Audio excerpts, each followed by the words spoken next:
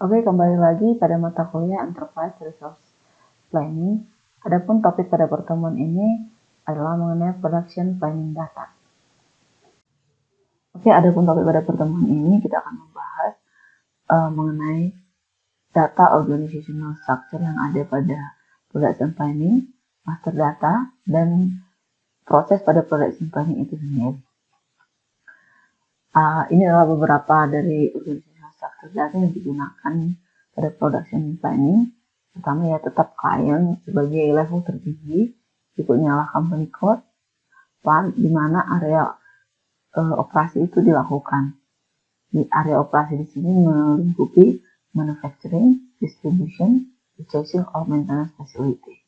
Kemudian ada namanya storage location. Storage location ini adalah unit pada organisasi yang di mana kita akan meletakkan stok di tempat yang berbeda-beda. Jadi akan nanti bisa jadi satu plant memiliki banyak storage location. Jadi satu area itu banyak storage location-nya. Berikutnya ada namanya work center location.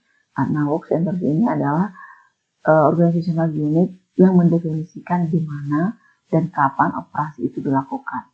Jadi operasi yang dimaksud di sini misalnya cutting, melakukan proses misalnya mixing dan seterusnya, di mana dan kapan, yang disebut dengan work center. Dan berikutnya setiap work center ini memiliki availability capacity. Jadi setiap tempat operasi itu biasanya memiliki kapasitas. Misalnya dalam skala operasi kapasitasnya hanya 10 unit misalnya seperti itu ya. Berikutnya dalam work center inilah aktivitas itu harus dievaluasi dengan menggunakan apa? Ada namanya charge rates. Nah, di sini charge rate ini adalah biaya penuh yang dipakai pada saat kita melakukan proses operasi. Misalnya di sini berapa harga sumber daya manusia untuk melakukan operasi tersebut. Berapa misalnya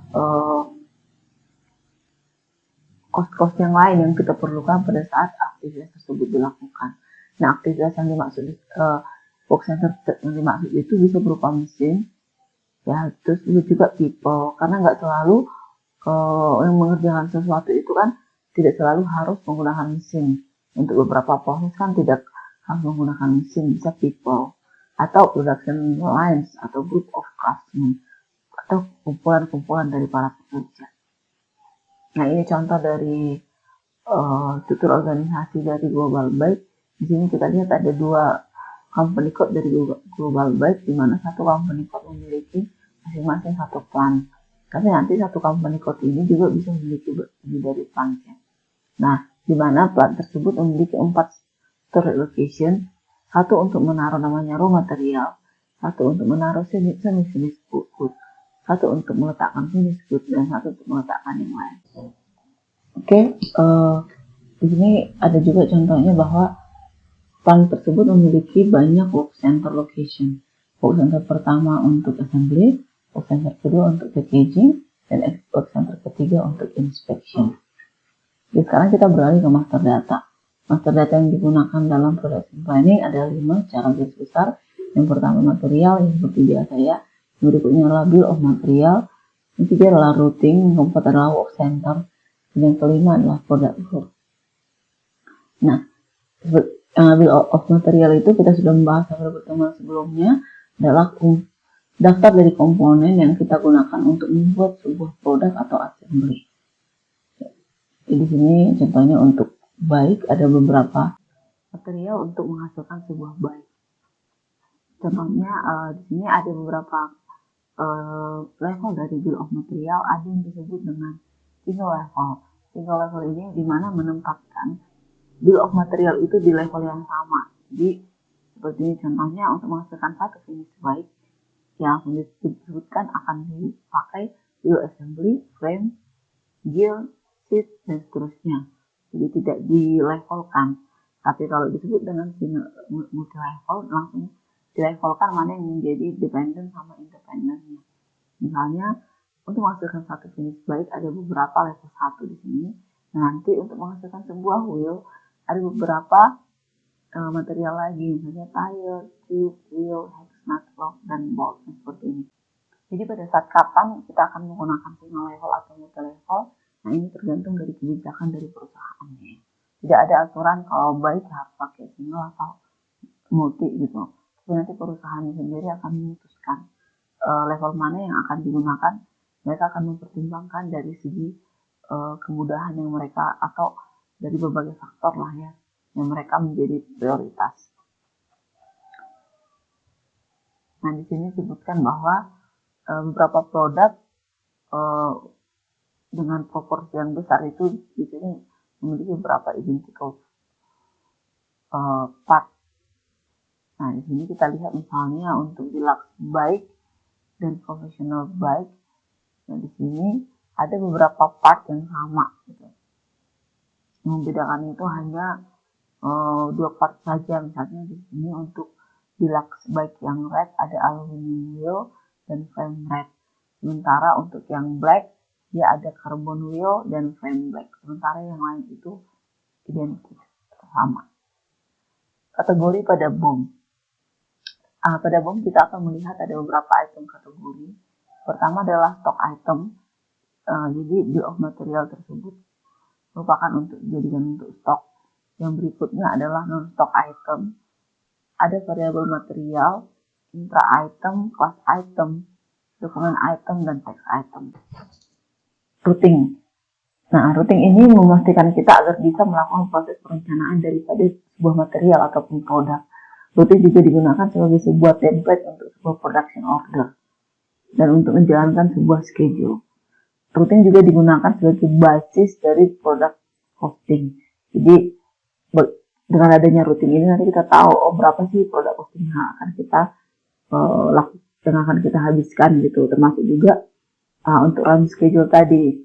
Jadi dengan adanya routing kita tahu kalau misalnya untuk melaksanakan satu proses kita melakukan routing ABC, nah berarti kita bisa merencanakan proses-proses apa saja yang akan kita kerjakan dalam 1 bulan atau beberapa waktu ke depan. Nah, routing itu sendiri adalah kumpulan dari langkah-langkah yang bersifat sequential. Jadi langkah-langkah bersifat sequential atau operasi yang bersifat sequential yang harus dilakukan untuk menghasilkan sebuah produk. Jadi intinya dengan routing itu kita tahu langkah atau operasi apa saja yang perlu kita lakukan untuk menghasilkan sebuah jenis grup atau jenis produk atau produk tertentu. Nah, routing itu harus bisa menjawab 4 pertanyaan, yaitu what, where, when, and how. What itu sendiri apa routingnya, apa nama stepnya, di mana itu akan dilakukan, kapan itu, dan bagaimana. Jadi kita bisa lihat contoh yang di bawah ini. Ini adalah routing untuk menghasilkan sebuah bike. Jadi dimulai ada beberapa langkah di sini.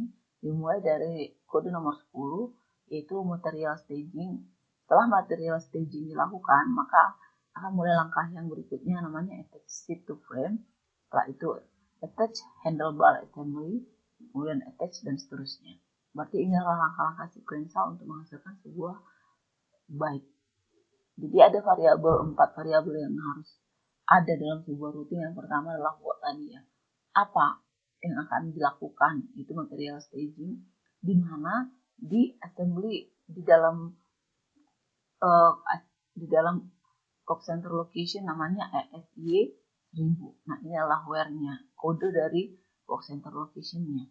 Nah berikutnya when itu berarti ini adalah langkahnya ya, kita tahu ya pertama kali dilakukan adalah proses material staging dan berapa lama sih ini akan dilakukan, yaitu 0,667 menit. Nah ini adalah contoh dari sebuah routing dari global bike. Nah kita lihat apa sih variabelnya. Pertama routing itu operasi nomor 20 yaitu namanya attach seat to frame. Jadi ini adalah operasi nomor 20. Dia akan dikerjakan di work center assembly. Work center nama kodenya dari work center tersebut adalah ASSY 1000. Nah, berikutnya adalah time. Time-nya 1 menit. Jadi di sini waktu untuk melakukan ini adalah 1 menit. Ya, contohnya kalau kita sudah tuliskan dalam table, ini adalah contoh routing untuk sebuah finish bike. Nah, ini variabelnya pertama adalah operation, apa nama kode operasinya, di mana itu akan dilakukan, itu work center, karena operation itu dilakukan di work center ya. Nah, work center tersebut adanya di plan yang mana? Di sini kita lihat kode plannya adalah DL00. Nah, control key-nya apa nanti sebagai kode untuk kita masuk ke kode accounting dan finance-nya. Setelah itu kita masuk ke deskripsinya itu sendiri. Apa sih nama routine atau step tersebut? Nah, time and unit of measure. Nanti di sini akan dihasilkan itu unit measure-nya apa. Di sini sebut ya kode untuk time and unit-nya. Dan activity type-nya apa? Nah, ini label. Jadi, kan ada beberapa activity type nanti pada saat kita melakukan proses routing. Nah, master data yang berikutnya adalah work center. Work center ini adalah lokasi dalam sebuah plan di mana kita melakukan sebuah pekerjaan yang menghasilkan value added. Work center itu dapat merepresent. Sebenarnya work center ini tidak harus hanya lokasi secara fisik saja, tapi bisa juga dapat merepresentasikan people atau group of people. Jadi beberapa orang atau beberapa orang. Contohnya pada saat kita melakukan proses cek quality check gitu. Quality check itu kan dilakukan oleh people atau grup dari people. Jadi tidak dilakukan di sebuah work center, tapi langsung manusia yang melakukan, misalnya proses inspeksi. Nah, di situ group of people. Tapi bisa juga dia berupa mesin atau group of mesin. Jadi kayak tadi misalnya proses cutting dilakukan di mesin yang mana, mixing di mesin yang mana. Berikutnya adalah assembly line. Work center ini nanti dapat kita gunakan untuk mendefinisikan labor, kapasitas dari labor. Jadi pada saat satu work center, kita tahu satu work center itu berapa labor yang akan kita pakai dalam satu work center. Jadi misalnya untuk proses cutting, kita hanya memiliki labornya 10. Itulah kapasitas dari work center tersebut. Atau bisa juga mesin. Jadi mesin ini hanya bisa melakukan pemrosesan untuk berapa unit output.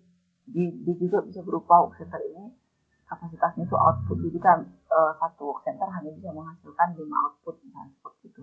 Atau bisa juga berupa emisi.